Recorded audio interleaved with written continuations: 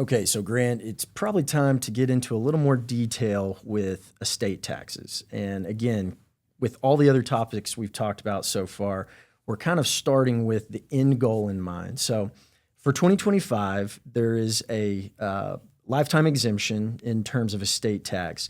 For an individual, that's roughly 13.99 million. We'll say 14 million just to round it off. And for a couple, that's obviously, 28 million, again, just rounding it off. So anything over that's in your estate is going to be subject to estate tax. So obviously we want to try to limit that and pay as little or eliminate estate tax altogether. What is one of the vehicles you might use to do that in terms of a type of trust? Sure, and I'm glad you focused the conversation back to the goal you're trying to accomplish. We've talked about the last will and testament, the revocable living trust, and the testamentary trust so far. None of those vehicles really provide any benefit from an estate tax planning standpoint. That's where an irrevocable trust would come into play.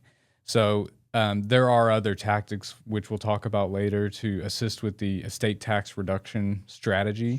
Sure. But the simple, setting up an irrevocable trust now can be a great way to reduce the size of your taxable estate for estate tax purposes. Now, irrevocable, is that really what it sounds like? You can't change this thing at all? You can't step back and say, no, I don't want to do this anymore? How irrevocable are we talking about? Yeah, that's a good question. And typically, irrevocable means irrevocable, that you can't come in and change the document. And the reason for that, and the reason that it works from an estate tax planning standpoint, is those assets are no longer in your control. So you establish the trust, you fund the trust. Generally, someone else is trustee of the trust. So you have no control over those assets anymore. They are effectively removed from your estate for estate tax calculation purposes. And so oftentimes what we see is these instruments are drafted and set up. And then, the difficult part is you have to have a high degree of confidence that you won't need those assets that you're gifting to the trust, because you can't pull that back once it's done. So that is one of the difficulties. But generally speaking, the document is drafted, the trust is funded, and the gifts that you fund the trust with reduce that lifetime exemption that you mentioned. They're typically, we're speaking in generalities here, but they're typically not gifts of present interest. The beneficiaries cannot demand them immediately.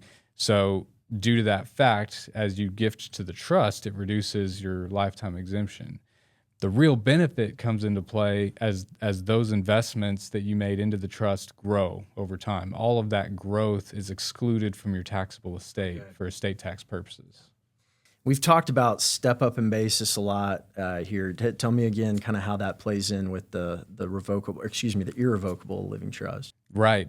So assets that remain in your estate at your death, so just assets that flow through probate, if you own those assets in a revocable living trust, on your date of death, the cost basis of those investments will be stepped up to the market value as of your date of death generally. Sure. So that's a huge benefit from a capital gains tax standpoint. The irrevocable trust does not receive the basis step up. Right. So again, that's a great point. The focus of this is reducing your estate for estate tax purposes by getting the growth on your investments excluded from your estate.